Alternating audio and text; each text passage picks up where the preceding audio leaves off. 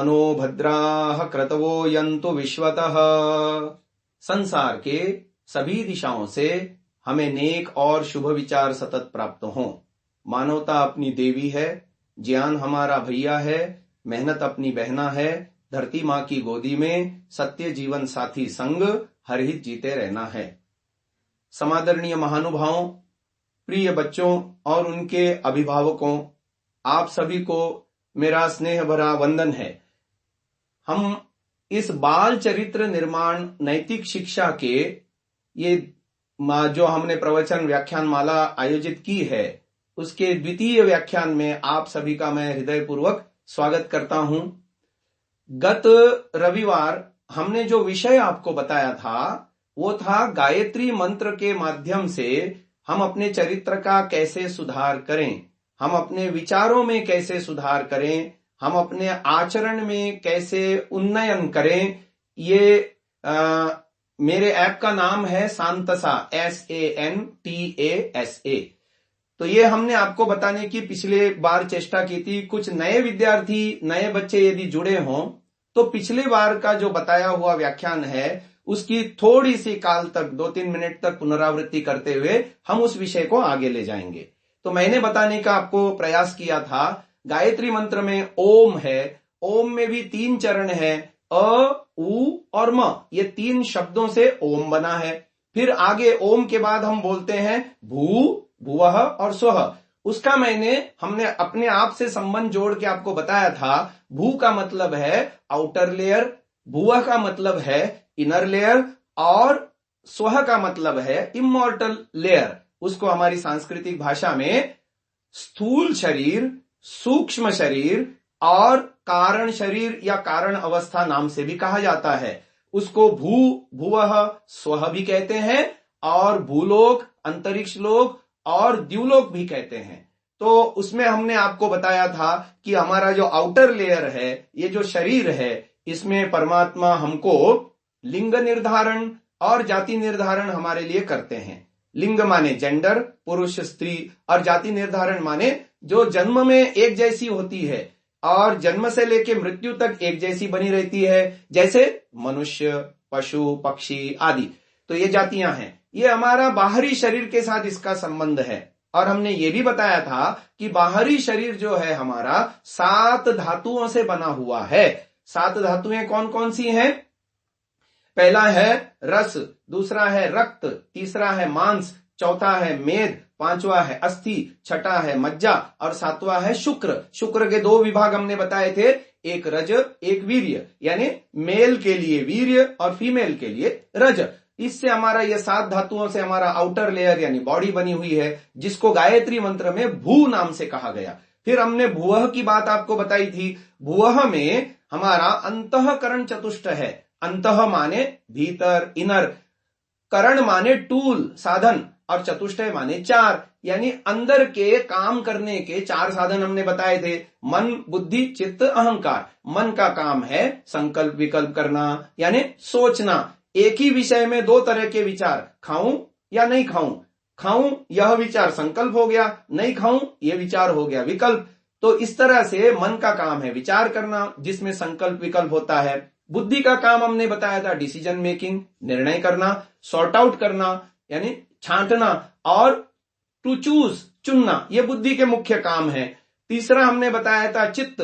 चित्त कहते हैं हमारे इनर स्टोरेज डिवाइस को, जिसके अंदर 2 चीजें स्टोर होती हैं, एक कर्म और दूसरे संस्कार। कर्म और संस्कार के विषय में भी आपको बताया गया था कि कर्म माने जो कुछ भी हम सोचते हैं, बोलते हैं या एक्शन करते हैं, वो कर्म कहलाते हैं। और इसकी एक छाप हमारे अंदर पड़ती है चित्त के अंदर, वो छाप को कहते हैं संस्कार। और ये 2 प्रकार के होते हैं, सुसंस्कार और कुसंस्कार। और इंद्रियों के 10 रूप, 5 ज्ञानेंद्रियां, 5 कर्मेंद्रियां, ये भी आपको समझाया गया था। 5 ज्ञानेंद्रियां, to hear, to see, to smell, to taste and to touch. ऐसी 5 कर्मेंद्रियां आपको संस्कृत के नाम याद कराए गए थे, एक बार दोहरा देता हूं। वाक, पाद, पाणी, पायु, उपस्थ। वाक माने वाणी, जिससे हम बोलते हैं, और पाद माने पैर, और पाणी माने हाथ, पायु माने पोटी वाला स्थान, मल निष्कासन स्थान, और उपस्थ माने जल निष्कासन स्थान, यूरिन पास आउट करने का स्थान, तो वो 5 कर्मेंद्रियां हो गई। इनके सूक्ष्म रूप, ज्ञानेंद्रियों के सूक्ष्म रूप मिलके 10 हो गए और 4 अंतःकरण चतुष्टय हो गया। ये जो है आज इसके विषय में आपको और विस्तार से बताते हैं। और हमने आपको स्व लेवल का भी बताया था। इमॉर्टल माने जो पैदा नहीं होता, जो नष्ट नहीं होगा, वो 3 है। एक है ईश्वर, दूसरा है जीव, तीसरा है प्रकृति। ईश्वर एक है ये बताया गया था। जीवात्माएं बहुत सारी हैं, हम जितने भी मनुष्य, पशु, पक्षी आदि, पेड़ पौधे आदि, ये सब इनमें सब जीवात्माएं हैं, वो एक जैसी हैं। और तीसरा हमने बताया था प्रकृति, जिससे ये संसार बना है। तो प्रकृति में 3 एलिमेंट्स हमने बताए थे आपको। एक है सत्व, एक है रज, एक है तम। और हमने गायत्री मंत्र का संबंध आपको जोड़ के बताया था कि अ जो है, ओम में जो पहला अ वर्ड है, अ अक्षर है, उसका संबंध भू से है। और गायत्री मंत्र में तत्सवितुर्वरेण्यम, ये सारे इंटरकनेक्टेड हैं, यानी अ भू से कनेक्टेड है और अ और भू ये दोनों तत्सवितुर्वरेण्यम इससे कनेक्टेड हैं। ऐसे ही हमने आपको बताया था उ जो है ओंकार में, ओम में ईश्वर का जो मुख्य नाम ओम है, उसमें जो बीच वाला अक्षर है उ, उस उ का संबंध है भुवः से। और उ और भुवः इन दोनों का संबंध है गायत्री मंत्र में जो आगे आ रहा है भर्गो देवस्य धीमहि, इसके साथ इंटरकनेक्शन है आपस में। यानी उ, भुवः और भर्गो देवस्य धीमहि, ये सारा इंटरकनेक्टेड है, जुड़े हुए हैं। ऐसे ही ओंकार में जो म अंतिम शब्द है तीसरा, और इधर जो महाव्याहृतियों में स्वः आया था, भू, भुव के बाद स्वः, तो स्वः और म का संबंध धियो यो नः प्रचोदयात् इससे है। आज हम पहली वाली बात आपको और बताई गई थी कि कैसे तत्सवितुर्वरेण्यम का संबंध अ और भू से है। हमने बताया था कि तत्सवितुर्वरेण्यम में 2 शब्द हैं, एक है वरेण्यम, एक है सविता। ईश्वर का नाम है सविता। सविता ईश्वर का नाम इसलिए है क्योंकि वो सारे जगत को बनाता है। तो जगत को जब ईश्वर बनाता है तो अपने में से नहीं बनाता, वो अलग से प्रकृति का आलम्बन लेकर के उससे बनाता है। द रॉ मटेरियल इज प्रकृति, है ना। प्रकृति रॉ मटेरियल से बनाता है। तो प्रकृति में तो 3 तत्व है, एक है सत्व, एक है रज, एक है तम। और इसी से सारा संसार बनाया परमात्मा ने। तो इसमें सात्विकता भी है, राजसिकता भी है, तामसिकता भी है। आपको यह भी बताया गया था कि सात्विकता कहते किसे हैं, राजसिकता कहते किसे हैं, तामसिकता कहते किसे हैं। हमने वो मनुष्यों के ऊपर भी घटा करके आपको बताया था। थोड़ा सा उसका भी आवृत्ति करते हैं, फिर आगे चलते हैं। हमने आपको बताया कि सात्विकता माने श्रेष्ठ, राजसिकता माने एवरेज, मिडल स्टेज, और तामसिकता माने घटिया, नीच, है ना। अब देखो, दुनिया में तीनों तरह के आदमी भी होते हैं, मनुष्य भी होते हैं। सात्विक व्यक्ति भी होते हैं, राजसिक व्यक्ति भी होते हैं, तामसिक व्यक्ति भी होते हैं। ऐसे ही खाना पीना जो होता है वो भी सात्विक खाना होता है, राजसिक खाना होता है, तामसिक खाना भी होता है। ऐसे ही हमारा व्यवहार, लेन देन, बोल चाल, इसमें भी सात्विकता, राजसिकता, तामसिकता होती है। कैसे होती है थोड़ा सा अभी और समझ लेते हैं। पिछले संडे को भी समझाया था। मुझे ऐसी सूचना मिली कि कुछ पेरेंट्स ने ये बोला कि विषय थोड़ा सा क्लिष्ट हो रहा है। क्लिष्ट इसलिए हो रहा है क्योंकि ये बातें आपको आपके घर में कोई नहीं सुनाता, आपको आपके स्कूल में इसका कोई सिलेबस नहीं है, और पहली बार आप सुन रहे हैं, तो आपको हो सकता है क्लिष्ट हो। परंतु मैं आपको एग्जाम्पल दे दे करके आपकी भाषा में आसान करके समझाने की कोशिश करूंगा। और 2-3 बार आप इसको सुनेंगे और समझने की कोशिश करेंगे। मेरे प्रवचन को मैं आपके समूह में डाल दूंगा और उसकी वीडियो बना के अपने YouTube चैनल में भी डाल दूंगा। तो मेरे YouTube चैनल में जाकर के जो प्रवचन हुआ है पिछला वाला, आप 1-2 बार सुनेंगे तो आपको वो विषय एकदम क्लियर हो जाएगा। और एक बार विषय क्लियर हो जाएगा तो फिर आपका जीवन अन्य बच्चों से, जिन्होंने इस तरह के प्रवचन कभी सुने नहीं हैं, उन बच्चों से आपका जीवन कई गुना ऊंचा उठेगा, इसकी मैं गारंटी लेता हूं। तो प्यारे बच्चों और उनके अभिभावकों, महानुभावों, इस प्रवचन माला से आप जुड़े रहें और अपने बच्चों को जोड़े रखें। आप भी इसको सुने और अपने बच्चों को भी इसको सुनाएं, तो उनका जीवन कई गुना उच्चतम हो सकता है। तो आइए अब और आपको बातें बताते हैं कि सात्विक आदमी के लक्षण हमने बताए थे कि सात्विक आदमी कैसा होता है, पुरुषार्थी होता है, मेहनती होता है, मेहनत से नहीं डरता, आज का होमवर्क आज ही करता है, आज का काम कल पे नहीं टालता, मम्मी पापा ने जो कार्य बताए उसको वो कभी मना नहीं करता, जैसा बोला जितना बोला वैसा उतना करता है, उसको कहते हैं पुरुषार्थी। फिर कैसा होता है, वो समयबद्ध होता है, पंक्चुअल होता है, हर काम टाइम पे करता है, उठने का टाइम उसका फिक्स है, खाने का टाइम फिक्स है, सोने का टाइम फिक्स है, पढ़ाई का टाइम फिक्स है, खेलने का टाइम फिक्स है, मनोरंजन का टाइम फिक्स है। जिसके जीवन में ये पंक्चुअलिटी होती है या समयबद्धता होती है, वही उन्नति कर सकता है दुनिया में, वही दुनिया में कुछ नाम कमा सकता है, कुछ यश प्राप्त कर सकता है। जिसका जीवन हौच पौच है, माने कभी पढ़ा तो ज्यादा ही पढ़ लेता है, दिन भर पढ़ता है, नहीं खेलता है तो दिन भर खेलता है, उसका जीवन में कोई नियमबद्धता नहीं है, ऐसा आदमी उन्नति नहीं करता। तो सात्विक यदि होना है, श्रेष्ठ यदि होना है, महान यदि होना है, तो आपके लिए पंक्चुअलिटी आपके जीवन में होनी चाहिए। उठने का टाइम, सोने का टाइम, खाने का टाइम, पढ़ाई का टाइम और अन्य सारे काम करने का टाइम आपका फिक्स होना चाहिए और हर काम समय पे आपको करना चाहिए। तो ये सात्विकता के लक्षण मैं बता रहा हूं। तीसरा है नियमबद्धता, वो हर कहीं नियमों में चलता है। घर में घर के नियमों के अनुसार चलता है, सोसाइटी में जाता है वहां नियमों के अनुसार चलता है, रोड पे चलने के भी नियम होते हैं उसका वो भंग नहीं करता, क्लासरूम में जाता है, अपने स्कूल में जाता है, वहां के कायदे कानूनों का पालन करता है। यानी उसको कहना चाहिए एक शब्द में डिसिप्लिन, हर कहीं वो डिसिप्लिन का पालन करता है, वो सात्विक होता है। और सबके साथ प्रेम से रहना, किसी के साथ लड़ाई झगड़ा नहीं करना, किसी के प्रति मनमुटाव नहीं रखना मन में, और संगठन में रहता है, यूनिटी, तो संगठन में रहता है, वो सात्विक होता है। जिसका जीवन सरल होता है, सिंपल होता है, और सिंपल लिविंग, हाई थिंकिंग मैंने बात बताई थी। विनम्र होता है, पोलाइटनेस, विनम्र होता है और त्यागी होता है। जो अपने पास है वो दूसरों को दे के खुश होता है ना, खुद ही खुद सेल्फिश नहीं होता। सेल्फिश व्यक्ति को राजसिक बोलते हैं, जो एवरेज है ना बीच वाला, उसको राजसिक बोलते हैं। लेकिन सात्विक व्यक्ति कैसा होता है, त्यागी होता है, दूसरों को देख के खुश होता है, तपस्वी होता है। तपस्वी माने तपो द्वंद्व सहनम।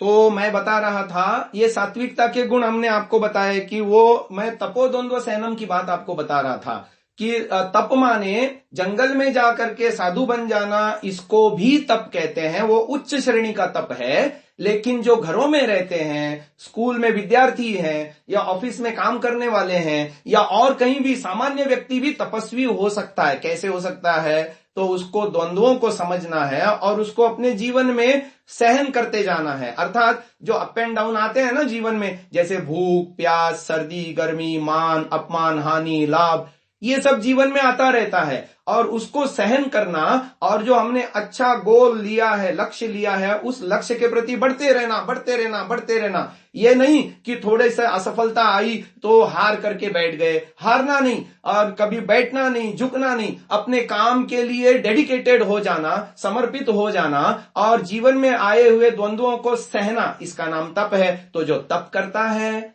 वो व्यक्ति सात्विक होता है। अब आगे चलो, वो सबको हेल्पफुल नेचर का होता है, वो सात्विक होता है। जो देता है हमेशा दूसरे को, अपने पास जो कुछ भी है, नॉलेज है, वो दूसरे को बांटने को तैयार है। अपने पास खाने पीने की चीजें हैं, वो दूसरे को बांट करके खा के खुश है, अकेला अकेला खा के खुश नहीं है। ऐसे ही अपने पास यदि धन है, संपत्ति है, वो दूसरे को, जो जरूरतमंद है, उनको दे के राजी है। ऐसा व्यक्ति सात्विक होता है। और जो विनम्र होता है, पोलाइट होता है, और कैसा होता है, माता पिता गुरुजनों का आज्ञाकारी होता है, ओबीडियंट होता है। माता पिता गुरुजनों की बात को नहीं टालता, क्योंकि उसे मालूम है कि माता पिता और गुरुजन जो हैं हमारे हितैषी हैं, हितकारी हैं, कभी हमारा बुरा नहीं चाहते। तो ये जो है, इसलिए उनकी हर बात वो मानता है। और श्रेष्ठ गुण कर्म स्वभाव युक्त होता है। उसके गुण कर्म और स्वभाव यानी उसकी आदतें, हैबिट्स बहुत ऊंचे क्वालिटी की होती हैं, है ना, जिसको दूसरे लोग देख करके उसको पसंद करें, ऐसी उसकी पर्सनैलिटी होती है, वो सात्विक है। राजसिक व्यक्ति कैसा होता है, उसके भी लक्षण सुन लो। हालांकि पिछले प्रवचन में बताए थे, लेकिन कुछ नए बच्चे भी जुड़े होंगे और रिवीजन हो जाएगा तो विषय पक्का हो जाएगा, इसलिए दोबारा बता रहा हूं। राजसिक व्यक्ति का मुख्य लक्षण है वो चंचल होता है। उसमें धैर्य नहीं होता, गंभीरता नहीं होती, चंचल होता है। अभी देखो यहाँ कुछ बच्चे बैठे हैं, बार बार हिल रहे हैं, डुल रहे हैं, है ना, ये राजसिकता के लक्षण है। स्टेबल नहीं बैठ सकते, चंचल होते हैं, मुख्य लक्षण ये है। और आगे है वो चटोरा होता है, पांचों इंद्रियों का गुलाम होता है ना, खाने पीना और अच्छा खाना, अच्छा पीना, अच्छा घूमना और चमक दमक में उलझा रहता है। राजसिक व्यक्ति कैसा होता है? सेल्फिश होता है, स्वार्थी होता है। घर में कोई खाने पीने की चीज आई, 4-5 भाई बहन है या 2 भाई बहन है, वो सोचता है मेरे को ज्यादा मिले, सबसे ज्यादा मेरे को मिले या सारा ही मेरे को मिले, ऐसा सेल्फिश होता है। और राजसिक व्यक्ति कैसा होता है? राजसिक व्यक्ति के अंदर फैशन होता है ना, श्रृंगार जिसको कहते हैं फैशन में उसकी बुद्धि चलती है, ठीक है ना। वो अपने बाह्य आडंबर को लेकर के बहुत कॉन्शियस होता है और बाहर से वो चमकना चाहता है, अंदर से चमकना नहीं चाहता। जबकि ऋषि दयानंद ने लिखा है कि ये बाहरी चमक दमक, बालों की सजावट, चेहरे की सजावट, कपड़ों की सजावट और ये सारा चीजें व्यक्ति को शोभा नहीं देती। व्यक्ति की असली शोभा है उसकी वाणी, वो कितना मधुरता से बोलता है ना। केयूराणि न भूषयन्ति पुरुषम हारान चंद्रोज्ज्वलाः न स्नानम न विलेपनम न कुसुमम नालंकृता मूर्धजा वाण्येका समलंकरोति पुरुषम या संस्कृता धार्यते, है ना। क्षीयन्ते खलु भूषणानि सततम वाग्भूषणम भूषणम। वो अपनी वाणी कितनी मधुर बोलता है, कितनी सत्य बोलता है और कितनी उपयोगी बोलता है, इससे उसका व्यक्तित्व झलकता है। बाहरी व्यक्तित्व आप बढ़िया हो, सूटेड बूटेड और बढ़िया, लेकिन वो वाणी में यदि उसकी खराब है तो 2 मिनट में उसकी अप्रतिष्ठा हो जाएगी, यानी लोगों के दिमाग में से वो उतर जाएगा। लेकिन यदि बाहर से सिंपल हो लेकिन उसकी वाणी बहुत अच्छी है, उसकी आदतें बहुत अच्छी है, उसका स्वभाव बहुत अच्छा है, तो लोग उसको हमेशा के लिए पसंद करते हैं। हाँ, तो ये राजसिक व्यक्ति के लक्षण हो गए। अब और लक्षण बताता हूं आपको। राजसिक व्यक्ति कैसा होता है? रागी द्वेषी होता है, दूसरे की ईर्ष्यालु होता है ना, जेलसी जिसे कहते हैं। दूसरे की उन्नति देख करके खुश नहीं है वो, उसको ज्यादा अंक मिले और मेरे को कम मिले तो वो खुश नहीं होता। वो मन में सोचता है उसको ज्यादा मिले, मेरे को कम मिले, उसके प्रति मन में खट्टापन अनुभव करता है, उसको कहते हैं जेलसी। दूसरे की उन्नति, दूसरे की प्रगति, दूसरे का उत्थान देख करके वो खुश नहीं है, ऐसा व्यक्ति जेलस कहलाता है। वो ईर्ष्या द्वेषी होता है। द्वेषी माने दूसरों से जब हम दुख लेते हैं तो उसके प्रति मन में गुस्सा करते हैं, उसको द्वेष कहते हैं। तो रागी द्वेषी होता है, मोही होता है। तो ये राजसिक व्यक्ति के लक्षण हैं। और आगे चलो, तामसिक व्यक्ति घटिया, सबसे निचले दर्जे का। उसमें क्या लक्षण होते हैं? वो आलसी प्रमादी होता है, उसको काम करने को नहीं होना, दिन भर सोने को होना। अच्छा, गंदा रहता है, गंदगी पसंद होता है ना। अव्यवस्थित होता है, स्कूल से आएगा घर पे तो जूता इधर फेंकेगा, मोजे उधर फेंकेगा, बिस्तर अपने बस्ता यानी बैग, स्कूल बैग इधर फेंकेगा। घर में भी पुस्तकें उसकी पड़ी रहती हैं, बिखरी रहती हैं, खिलौने उसके बिखरे रहते हैं, उसके दूसरे सामान प्रयोग करने के सब इधर उधर बिखरे रहते हैं, अस्त व्यस्त रहता है, कपड़े उधर, ये उधर, वो उधर। तो ऐसे तामसिक व्यक्तियों के लक्षण हैं, जो गंदा रहने में पसंद करता है ना, ठीक से नहाता नहीं है, ठीक से ब्रश नहीं करता है और ये सारा गंदगी पसंद है, मैले कपड़े पहनता है और उसी में आनंदित रहता है, ऐसा व्यक्ति। और कैसा? बड़ों में यदि देखेंगे तो तामसिकता क्या होती है? तामसिकता होती है जो व्यक्ति नशा करता है। नशा किसी भी प्रकार का हो सकता है, सिगरेट है, तंबाकू है, शराब है, ड्रग्स हैं, आगे चल करके, है ना। तो ये सब नशा करता है, वो तामसिक व्यक्ति होता है। और तामसिक व्यक्ति कैसा होता है? ईश्वर की आज्ञा के विरुद्ध काम करने वाला होता है, अधर्म करने वाला होता है, उल्टे काम करता है। जो नहीं सोचना चाहिए वो सोचता है, जो नहीं बोलना चाहिए वो बोलता है, जो नहीं करना चाहिए वो करता है, झूठा होता है, चोरी करने वाला होता है, लूट खसोट करता है, डाके डालता है और उल्टे काम करता है ना। ऐसे मनुष्य का अगला जन्म मनुष्य का नहीं होने वाला। ईश्वर उसके सारे कर्मों का हिसाब रख रहा है और उसको फिर पशु योनियों में भेजेगा। तुमने मनुष्य को जन्म को पा करके सात्विक बनना था, राजसिक नहीं रहना था, सात्विक बनना था। राजसिकता तामसिकता छोड़ करके अपने अंदर श्रेष्ठ गुण कर्म स्वभाव धारण करने थे, तुमने नहीं किए ना।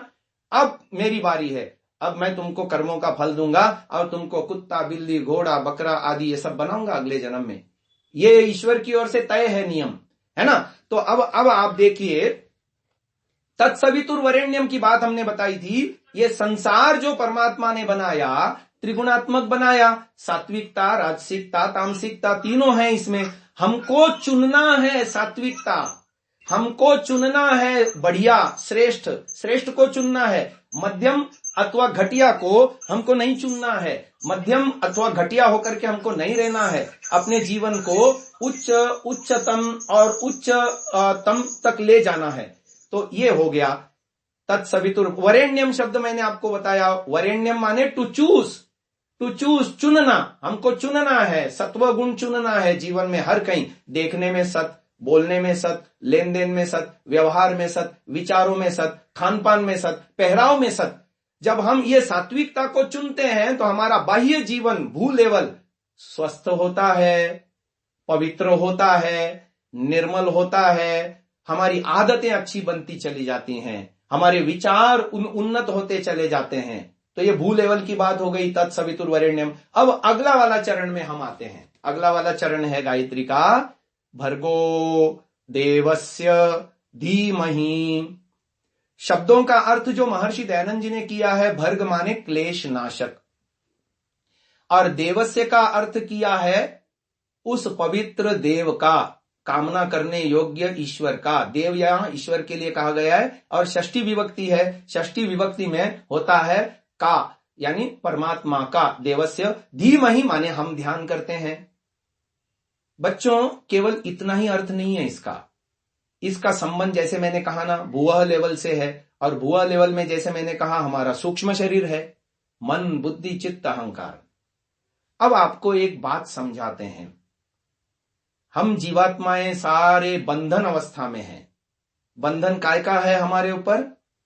ये शरीरों का है, और हमारे जीवन का अंतिम लक्ष्य है ये जन्म मरण से छूटना, ये आवागमन से छूटना। ये आवागमन क्यों है? क्योंकि जीवन में क्लेश हैं, बंधन है, और ये बंधन से छुड़ाने वाला है हमको गायत्री मंत्र।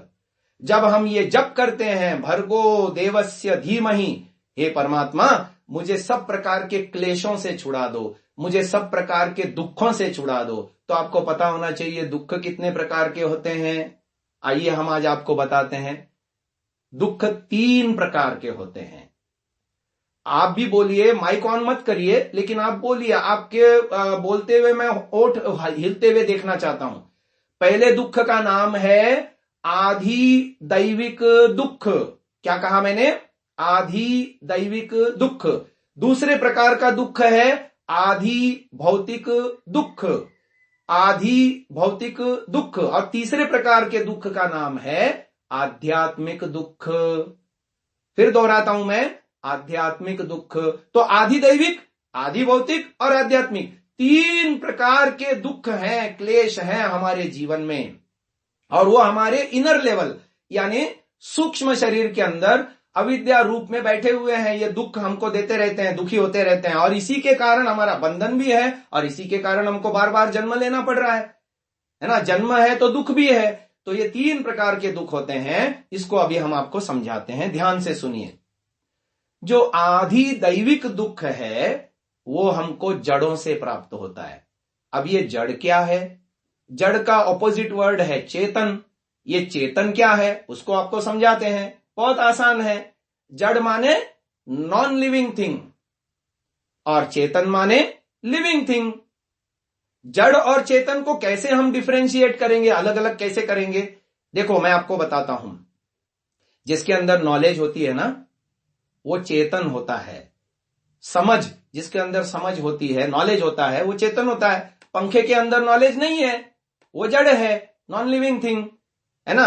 कंप्यूटर के अंदर नॉलेज तो है पर कंप्यूटर को नहीं मालूम मेरे अंदर क्या नॉलेज भरा है ना। उसको नॉलेज नहीं है, उसके अंदर नॉलेज भरा है डेटा रूप में। तो कंप्यूटर जो है ना जड़ हो गया, चेतन नहीं हो गया। ऐसे ही ये एक लक्षण मैंने बताया नॉलेज, जड़ और चेतन को डिफरेंशिएट करने के लिए। अब चलो दूसरा लक्षण और बताते हैं, जिसको ठंडी गर्मी महसूस होती है। आजकल ठंड के दिन है, हमको ठंडी गर्मी महसूस होती है, मकान को थोड़ी ही ना होती है। ठंड के दिनों में दीवार को आप हाथ लगाओ, दीवार बहुत ठंडी लगती है, पर दीवार को नहीं मालूम कि मैं ठंडी हो रही हूं। तो दीवार क्या हो गई? Non living thing. और हम क्या हुए? लिविंग थिंग, चेतन। तो चेतन को ठंडी गर्मी महसूस होती है। अब एक और लक्षण बताते हैं आपको, तीसरा लक्षण, चेतन और जड़ में फर्क क्या है।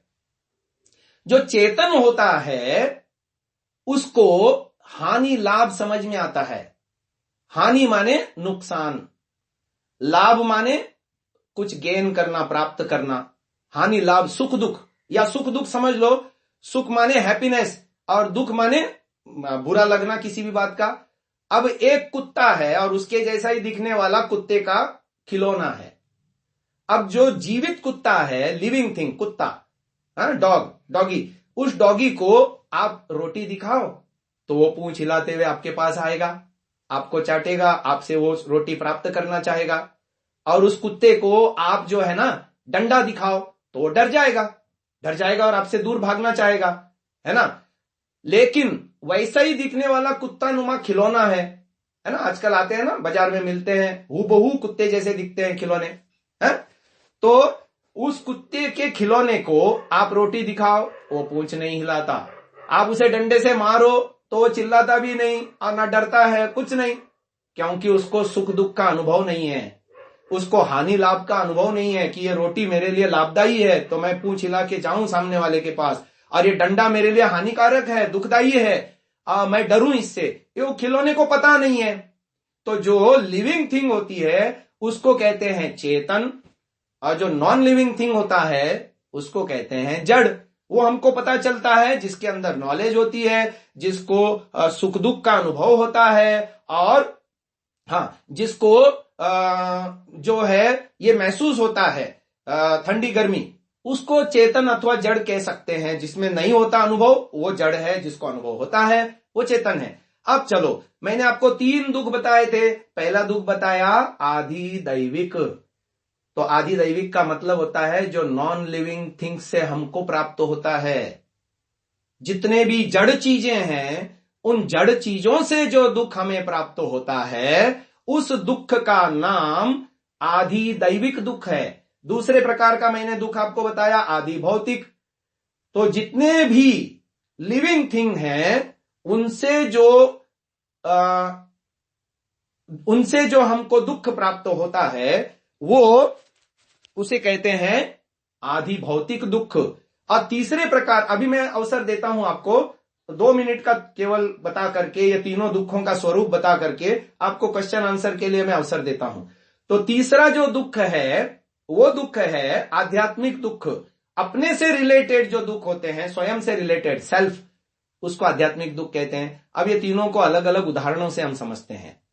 जैसे बहुत गर्मी पड़ गई, सूरज बहुत तप रहा है, मई का महीना है और हम ग्राउंड में खेल रहे हैं तो बहुत गर्मी लगती है ना, हमको प्यास लगती है ना, और हम दुखी होते हैं अति गर्मी से। अच्छा, बहुत ज्यादा ठंड पड़ रही है, माइनस या 0 डिग्री चला गया टेम्परेचर, तो ठंडी से हमको दुख होता है ना, ठंड बढ़ गई तो उससे दुख होता है। अथवा नेचुरल कैलेमिटीज जितने भी हैं, जैसे भूकंप होता है, अर्थक्वेक, या सुनामी आती है, समुद्र में तूफान आता है तो पूरे गांव के गांव बह जाते हैं, उसके पानी जो है गांव में भर जाता है और वो सारा सुनामी हो गया, या भूकंप हो गया, या अर्थक्वेक हो गया, या ज्वालामुखी हो गया, है ना। तो ये सारे, अथवा बारिश गिरी ही नहीं तो फसल उगी ही नहीं, अनाज उगा ही नहीं तो लोग भूखे मरने लगे, तो इसको अकाल कहते हैं। अकाल के कारण से भी लोग दुखी होते हैं। अथवा बारिश बहुत ज्यादा गिरी, जो फसल है वो भी नष्ट हो गई, लोग दुखी हो गए।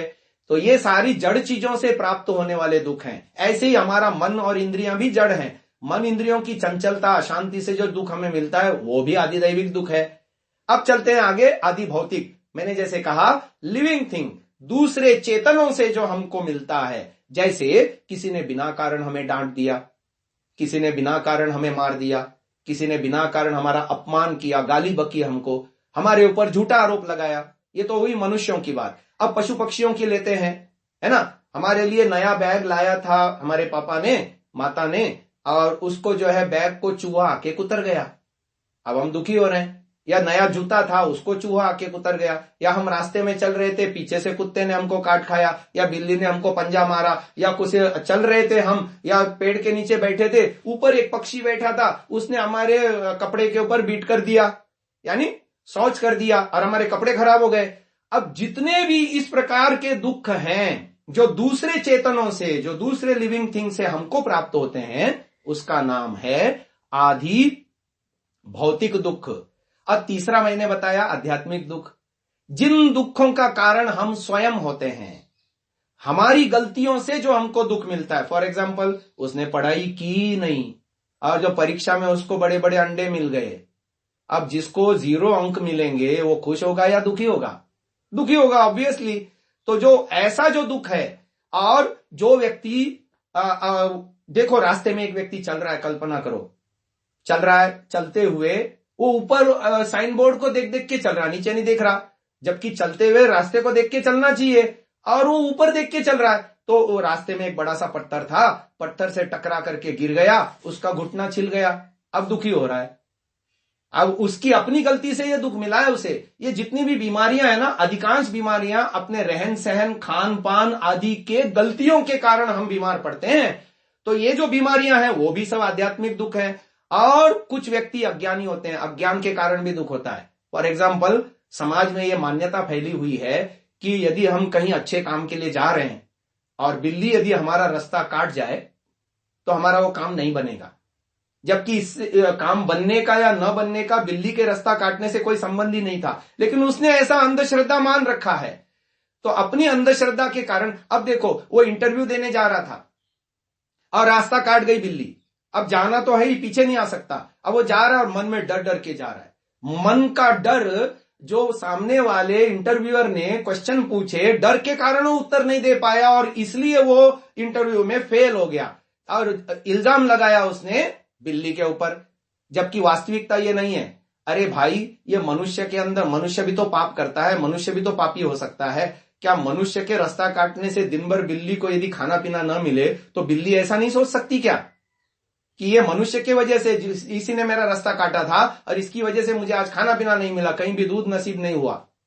तो ऐसा भी तो हो सकता है, जबकि ऐसी कोई बात नहीं। न बिल्ली की वजह से मनुष्य को परेशानी हो सकती है, न मनुष्य की वजह से बिल्ली को परेशानी हो सकती है, लेकिन उसने अंधश्रद्धा पाल रखी है और वो ऐसा सोचता है कि मैं अच्छा काम करने जा रहा हूं, अब बिल्ली ने रास्ता काटा, अब मेरा काम बिगड़ जाना है, पक्का बिगड़ जाना है। और वो अंदर से मायूस होता है, अंदर से जो है ना हताश निराश होता है, डिप्रेशन में चला जाता है, और डिप्रेशन में आदमी अच्छे काम नहीं कर सकता। तो अब मैं बच्चों को अभी जितनी बातें मैंने बताई, उनमें कोई बात नहीं समझ में आई हो या कोई प्रश्न पूछना हो तो अभी पूछ सकता है, मैं समय दे रहा हूं। आंटी बोलते हैं। हाँ, तो आचार्य जी से एक बार पूछ भी लीजिए। अब इसका संबंध कैसे है हम जोड़ते हैं। देखो, भर्गो देवस्य धीमहि, भर्ग माने क्लेश, भर्ग माने दुख, भर्ग माने अविद्या, भर्ग माने राग द्वेष, भर्ग माने मृत्यु से भय, ये सारा भर्ग, और इससे छुड़ाने वाला है ईश्वर। उस ईश्वर का हम ध्यान करते हैं। अच्छा, ये क्लेश कहां होते हैं मालूम? ये हमारे अंतःकरण में होते हैं, मन बुद्धि चित्त अहंकार में होते हैं। जैसा मैंने कहा कि हमारा इनर स्टोरेज डिवाइस है चित्त, अभी थोड़ी देर पहले कहा था। हमारा अंदर की भंडारण व्यवस्था है चित्त, चित्त के अंदर संस्कार होते हैं और कर्म होते हैं। उन्हीं कर्मों के आधार पर हमको ईश्वर फल देते हैं। और संस्कार माने छाप, जो भी कर्म हम करते हैं, अच्छा या बुरा, अच्छा कर्म करेंगे, अच्छा सोचेंगे तो अच्छी छाप पड़ेगी, उसको कहते हैं सुसंस्कार। बुरा वाणी बोलेंगे तो बुरी छाप पड़ेगी, उसको कहते हैं कुसंस्कार। तो एक अच्छे संस्कार होते हैं गुड, और एक बुरे संस्कार होते हैं बैड, तो उसको सुसंस्कार और कुसंस्कार नाम से कहा जाता है। अब कल्पना करो, हमने यदि कुसंस्कार अंदर भरे तो हम अज्ञान को और दुख को प्राप्त होंगे। मैं फिर दोहराता हूं, यदि हमने कुसंस्कार जीवन में भरे, जो बच्चा झूठ बोलता है छोटी छोटी बात के लिए, जो बच्चा चोरी करता है, बिना पूछे दूसरे की वस्तु लेता है, या जिसके लिए वो अलाउड नहीं है, जैसे कल्पना करो मम्मी ने आपको कह रखा कि मेरे से पूछ करके फ्रिज में से कोई खाने पीने की चीज लेना, बिना पूछ के नहीं लेना, या बता के लेना, लेना तो बता के लेना, और वो बच्चा नहीं बताता और ले लेता है तो वो चोरी करता है। तो जो चोरी करता है उसका अपने अंदर कुसंस्कार पैदा होता है, जो झूठ बोलता है वो कुसंस्कार पैदा होता है, जो दिया हुआ होमवर्क नहीं करता और बहाने बनाता है, जो पढ़ाई न करने के लिए बहाने बनाता है, मेरा पेट दुख रहा है, मेरा घुटना दुख रहा है, मेरा ये हो रहा है, मेरा वो हो रहा है, जो बहाने करता है, वो व्यक्ति अपने जीवन में कुसंस्कार इकट्ठे करता है और ये कुसंस्कार धीरे धीरे धीरे धीरे बढ़ जाते हैं। एग्जाम्पल देके हम समझाते हैं इसको। देखो बेटा, जब आपने स्टैंप देखा होगा, स्टैंप जो पोस्ट ऑफिस में और ठप्पा मारता है लेटर्स पर, अथवा जो आप जाओगे बैंक में, वो किसी रिसीट पर जो आपका चेक होगा या रिसीट होगी, जो आपको पैसा दिया लिया उसका रिसीट वो देता है, उसके ऊपर वो एक ठप्पा मार के देता है। ऐसे ही आपके घर में भी कोई एड्रेस का ठप्पा हो सकता है, उसमें एड्रेस का आपका लिखा होता है, वो किसी स्टैंप पैड में आप लगाते हो और स्टैंप पैड में लगा करके फिर कागज पे उसे लगाते हो, तो उस स्टैंप में जो भी लिखावट है या जो भी डिजाइन है या जो भी है उसमें, वो कागज पर आ जाता है, स्याही आ जाती है ना।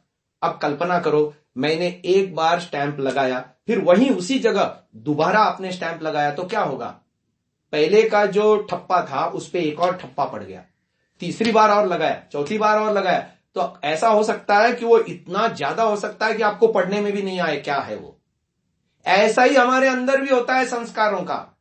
जैसे कल्पना करो, हमने एक बार झूठ बोला तो वो संस्कार हमारे अंदर गया। अब दोबारा हमने झूठ बोला तो एक और एक 2 संस्कार हो गए। यदि आपने एक दिन में 5 बार झूठ बोला तो एक हफ्ते में 5 7 कितने हो गए? 35, है ना? 35 बार संस्कार पड़ा अंदर झूठ बोलने का। ऐसे ही चोरी करने का, ऐसे ही दुनिया भर के दूसरे उल्टे काम जितने भी मैंने बताए, ये जब हम करते जाते हैं तो ये संस्कार हमारे अंदर और गहरे गहरे गहरे गहरे होते जाते हैं। इससे हमारी आदतें बिगड़ती हैं। इसलिए कभी झूठ नहीं बोलना चाहिए। हमको डरना चाहिए कि ऐसा करने से मेरा चित्त गंदा हो जाएगा। देखो, हम बाहरी सफाई में कितने जागरूक हैं। सुबह उठते ही ब्रश करते हैं, फिर नहाते हैं, फिर अगले दिन के कपड़े बदलते हैं, नए कपड़े पहनते हैं। खाना पीना भी हमको कितना शुद्ध चाहिए। खाने में यदि कोई गंदी चीज गिरी हो, बाल गिरा हो, तो पूरी थाली हम वापस लौटा देते हैं, नहीं खाते। माता पिता ही नहीं खाने देते उसको। हाथ से कोई चीज नीचे गिर गई खाते खाते तो उसको उठा के नहीं खाते, हम सोचते हैं ये मैला हो गया। लेकिन हम ये नहीं सोचते, जब हम झूठ बोलते हैं तो हमारा अंतःकरण भी तो मैला हो रहा है। जब हम किसी के विषय में बुरा सोचते हैं, किसी को सताने की सोचते हैं, किसी का बुरा सोचते हैं, कि किसी ने हमारे प्रति अन्याय किया तो बदला लेने की सोचते हैं, रिवेंज जिसे कहते हैं ना, उसने मेरे को मारा तो मैं भी उसको मारूंगा, उसने मेरे को बुरा बोला तो मैं भी उसको उलट के बुरा बोलूंगा। ये जब हम करते हैं तो उसकी भी तो मेरे ऊपर छाप पड़ती है और मेरा अंतःकरण गंदा होता है, मेरे अंदर की निर्मलता समाप्त होती है, अपवित्र होता हूं मैं भीतर से। अच्छा, उस आदमी को क्या कहोगे जो आदमी घर से एक दिन सुबह निकलता है, हर दिन सुबह ऐसा निकलता है, 2 बड़े बड़े पॉलिथीन बैग लेके निकलता है घर से, और उसके गांव में या शहर में जहां भी वो रहता है, जहां जहां भी गार्बेज हाउस है, यानी कूड़ा घर, गार्बेज जहां होता है, कचरा डालते हैं लोग, वहां वो जाता है और अपने पॉलिथीन में दुनिया भर का कचरा, गंदा, बदबूदार, अनवांटेड, बेकार चीज वो लाता है, जहरीली चीजें और खराब चीजें, बदबूदार चीजें लाता है, वो बैग में भर भर के लाता है और ला करके अपने घर में, ड्राइंग रूम में, बेडरूम में और किचन में और आंगन में और बाथरूम में, सब जगह जहां जहां अच्छी जगह है वहां वहां पर, सब जगह पर वो कूड़ा ऐसे सजाता है। ऐसे आदमी को आप क्या बोलोगे? मैड। ऐसे आदमी को बोलेंगे पागल, है ना। तो अब उसको तो हम पागल बोलते हैं, और इस आदमी को क्या बोले? जो गंदे फिल्मों के गाने सुनता है, जो हिंसा दिखाने वाले फिल्मों को देखता है, जिसमें वल्गैरिटी होती है, ऐसी चीजों को दिन रात इंटरनेट से देखता है, यूट्यूब से देखता है, व्हाट्सएप से देखता है, फेसबुक से देखता है, ऐसे लोगों से दोस्ती रखता है जो सदा गालियां बकते हैं, ऐसे लोगों के साथ उठता बैठता है, खेलता है, जो गंदी आदतों के हैं, गंदे विचार हैं उनके, जो माता पिता की आज्ञा नहीं मानते, ऐसे लोगों के साथ उठता बैठता है। उसका वो ये नहीं सोचता कि मेरा अंतःकरण रूपी, चित्त रूपी मैला हो रहा है। जैसे वो लड़का जो सुबह उठ करके 2 पॉलीथीन लेकर के गार्बेज हाउस को जा रहा है और वहां से बदबूदार कूड़ा उठा उठा के लाके रोज अपने घर को सजाता है। सजाता क्या है? बिगाड़ता है। अरे भाई, दुनिया में कोई ऐसा नहीं करता। सब लोग अपने घर में सुबह उठ करके साफ सफाई करते हैं, घर के अंदर का कूड़ा इकट्ठा करके कूड़ेदान में डालते हैं और जब कचरे वाला आता है तो उसको देते हैं, ना कि कचरे वाले से मांग के कूड़ा अपने घर में लाते हैं। लेकिन हम अपने अंतःकरण रूपी मकान को दिन भर गंदा करते हैं, झूठ बोल के, चोरियां करके, बड़ों का कहना नहीं मान के, नियम भंग करके, डिसिप्लिन तोड़ करके, और प्रतिदिन का काम प्रतिदिन न करके, आलस्य प्रमाद करके। जो हमको होमवर्क मिला है, हम आज का होमवर्क आज नहीं करना चाहते। हाँ, दिन भर खेलने को कहो, बड़ी मजा आती है। दिन भर टीवी देखने को कहो, मोबाइल पे गेम खेलने को कहो, या मोबाइल पे यूट्यूब पे देखने को कहो, वो हमको परेशानी नहीं होती। लेकिन हमको परेशानी तब होती है जब हमको होमवर्क करना पड़ता है, जब हमको ट्यूशन जाना पड़ता है, जब हमको दिया हुआ काम करना पड़ता है ना, या माता पिता ने कोई काम बताया वो करना पड़ता है, हमको परेशानी होती है। तो ये हमारे अंतःकरण को गंदा करता है। तो भर्गो देवस्य धीमहि, हम परमात्मा से प्रार्थना करते हैं कि हे परमात्मा, मैं अपने अंदर कोई गंदगी इकट्ठा होने नहीं दूंगा, क्योंकि यही तो मेरे दुख का कारण है, यही तो मुझे अज्ञान को बढ़ाने वाला कारण है, यही तो मेरे अंदर कुसंस्कार बढ़ाने वाला कारण है। तो मैं इसको अपने जीवन में आने ही नहीं दूंगा। तो अब भर्गो देवस्य धीमहि का अर्थ अच्छे से समझ में आ गया। अब तीसरा वाला जो चरण है वो हम अगले प्रवचन में आपको बताएंगे। एक बात मैं क्लैरिटी करना चाहता हूं, अगले दोनों रविवार मैं अवेलेबल नहीं हूं। मेरा प्रोग्राम हो रहा है कोटा में, तो 25 को मैं यहां से निकलूंगा और मेरे ख्याल से 26 का रविवार है, तो 26 को मैं ट्रेन में ही रहूंगा, यात्रा में रहूंगा, तो सत्संग से नहीं जुड़ पाऊंगा। दूसरा, वापसी मेरी 1 तारीख को वहां से है, कोटा से, तो 2 तारीख को रविवार पड़ रहा है शायद, तो उस दिन भी मैं यात्रा में ही रहूंगा। तो उसके बाद जो 9 तारीख का आ रहा है उसमें मैं आपसे जुड़ पाऊंगा, यानी आज से तीसरे रविवार में सत्संग में आपसे जुड़ पाऊंगा। आप चाहें तो आपस में मिले, सत्संग करें, पिछला जो मैंने 2 सत्संगों में बताई हैं बातें उस पर चर्चा करें, क्वेश्चन आंसर सेशन करें, मुझे भी क्वेश्चन पूछें, भेजें और मैं उसका उत्तर देने का प्रयास करूंगा। जो भी आपको का क्वेश्चन लगता है आप समूह में उसको पूछें। 1 दिन का आपको मोहलत मिलेगी, जैसे संडे को हमारा प्रवचन हुआ तो आपको मंडे शाम तक वो ग्रुप जो है खोल दिया जाएगा आपको कमेंट्स करने के लिए। उसमें दुनिया भर के दूसरे पोस्ट नहीं डालने, आपके केवल प्रश्न पूछने हैं, जो आपको डाउट्स हैं, क्वेरीज हैं, वो आपको पूछनी है, या आपने क्या समझा है उसको भी आप बता सकते हैं वहां लिख करके, या वॉइस मैसेज करके उसमें भेज सकते हैं। आपको कौन सी बात अच्छी लगी प्रवचन में वो आप वॉइस मैसेज करके उसमें भेज सकते हैं। 24 आवर्स का आपको समय दिया जाएगा। समूह में आप उसमें अपने अभिप्राय बताएं, कैसा लगा प्रवचन ये बताएं, और क्यों ऐसे प्रवचनों को अटेंड करना चाहिए ये बताएं, और आपके कोई डाउट्स हैं, क्वेरीज हैं, वो आप उसमें शेयर करें। जिसके भी डाउट्स होंगे मैं उसको पर्सनली जैसे ही डाउट आएंगी मैं देखूंगा, उसका मैं आंसर देने का प्रयास करूंगा वॉइस मैसेज द्वारा अथवा लिख करके, है ना। तो इस तरह से हम 1 दिन के लिए 24 आवर्स के लिए ओपन कर देंगे ग्रुप को, जो नैतिक शिक्षा का ग्रुप बना है जिसमें आप जुड़े हुए हैं उसको हम ओपन कर देंगे, तो आप उसमें पूछ सकते हैं। और अगले 2 संडे मैं अवेलेबल नहीं हूं, इसके लिए मैं पहले ही क्षमा मांगता हूं। अब आपके पास समय है, आप प्रश्नोत्तर सत्र कर सकते हैं। ओम।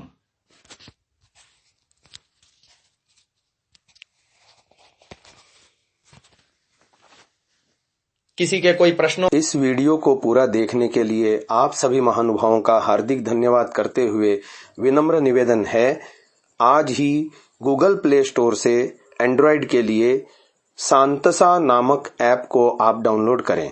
इस ऐप में आपको महर्षि दयानंद, आर्य समाज, देशभक्ति, चरित्र निर्माण, संस्कृत आदि से संबंधित सैकड़ों घंटों का ऑडियो श्रवण करने को मिलेगा। इसके अलावा विभिन्न विषयों पर आलेख, सुविचार, प्रदर्शनी एवं बहुत सारे PDF पुस्तकें भी इस ऐप के माध्यम से आप सुन सकते हैं, देख सकते हैं, लाभ उठा सकते हैं, अन्यों के साथ साझा भी कर सकते हैं। धन्यवाद।